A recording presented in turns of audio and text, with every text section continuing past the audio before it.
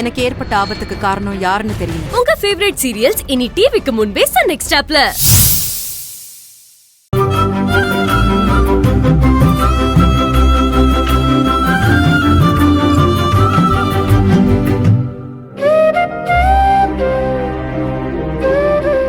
ரொம்ப நாள் கழிச்சு ஐயாக்கு இப்பதான் ரொமான்ஸ் நினைப்பே வந்திருக்கா.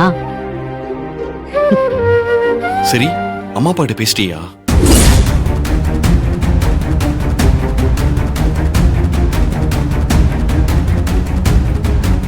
உன் அப்பா அம்மா எங்க இருக்காங்க? அவங்க பேரையாவது சொல்லு தேவி. எந்த ஊரு, அப்பா என்ன பண்றாரு? அவர் ஏதோ சேர்மேன்னு சொன்ன, அந்த ஊர் பேர் கூட மறந்து போச்சு. அது வந்து தேவி, உன் கழுத்துல தாலி ஏறாம நீ கர்ப்பமா இருக்குன்னு சொல்ற மாதிரியான சிச்சுவேஷன் வந்தா நீ அவங்க கிட்ட சொல்றதுக்கு பயப்படலாம். அதுல கூட ஒரு அர்த்தம் இருக்கு. ஆனா நீ கர்ப்பமா இருக்குன்னு உன் அப்பா அம்மாக்கு ஏற்கனவே தெரியும் தானே?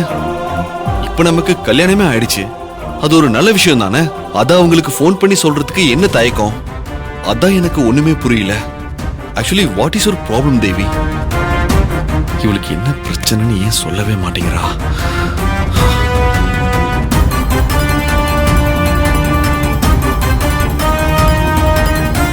தேவி, சரி டென்ஷன் ஆகாத. நீ கல்யாணம் நடந்த விஷயத்த கூட சொல்ல வேண்டாம். ஜஸ்ட் ஒரு போன் பண்ண, அப்பா நல்லா இருக்கீங்களா, அம்மா டூர் எல்லாம் முடிஞ்சுதான்னு இப்படி ஏதாவது விசாரிக்கலாம்ல?